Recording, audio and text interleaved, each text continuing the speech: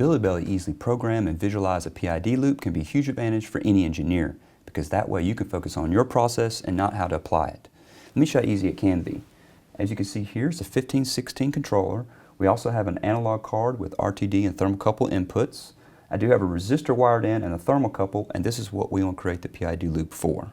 First step is, here in the hardware configuration section, I want to get focus to our analog card, right-click and choose Properties.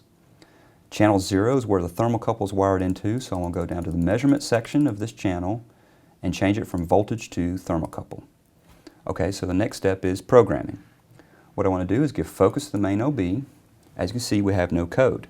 Now what I want to do is add a new block, choose organizational block, cyclic interrupt, and the languages ladder, click OK. So now it's going to add this to our project. Once it has, now I would like to actually add a normally open contact, and let me choose a move operation. Let me move this over. Now I'll go to the bit logic and let's use a not. Let me get focus and let's add in a new branch. Let me go get another move real quick. Drag and drop it in. Okay, so now I want to create a reset.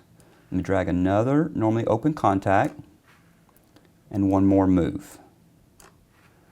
All right, so now what I would like to do is actually use a conversion operation real quick.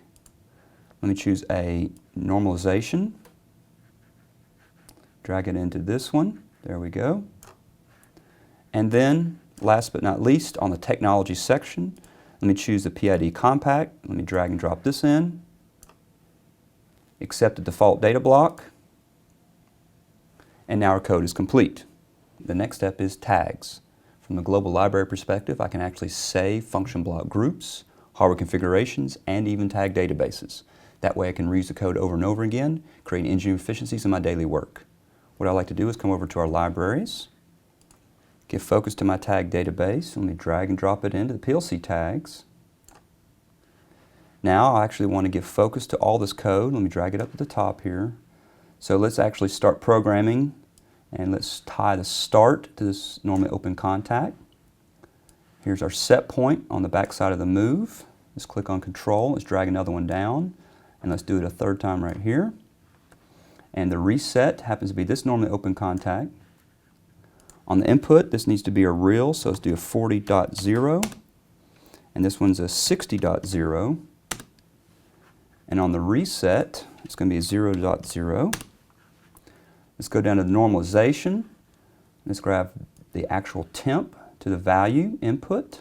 It's an integer.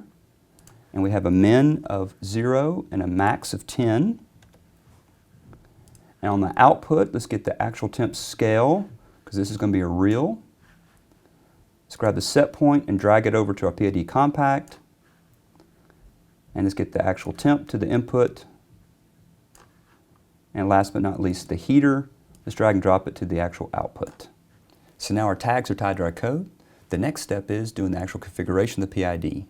In the upper right hand corner of this block, you see a little toolbox. Check on that. We get a dialog box of all the settings. The first step happens to be the actual controller type. Let's choose temperature in Celsius.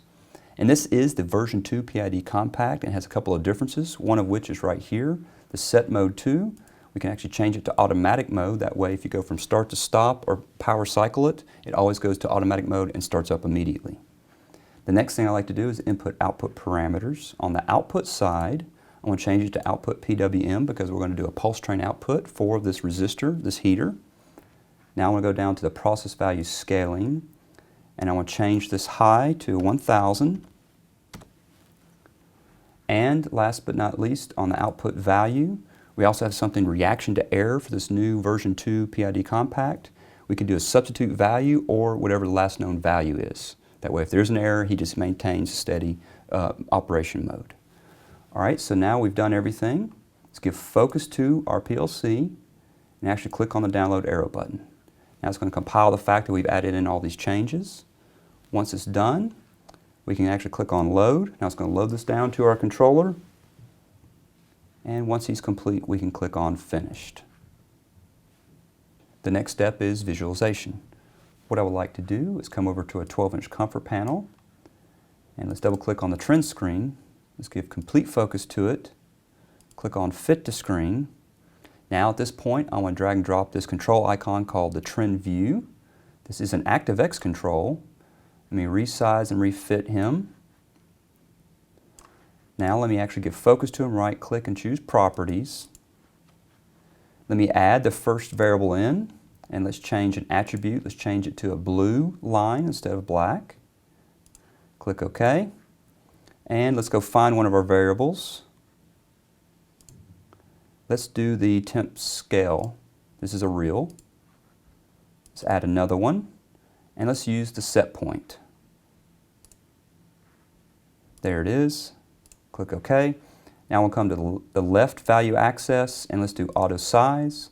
Same thing for right value access. Let's give focus to the comfort panel, and let's click on this start simulation. Now it's going to create a photorealistic view of it, and we'll actually get a connection to the actual controller over here. Connection has been established. Let's click on the trend screen. So now you can see some values being populated into the ActiveX control at this point. If I come over here and turn off the reset, you can see we're starting to pulse our actual output for this actual PID loop.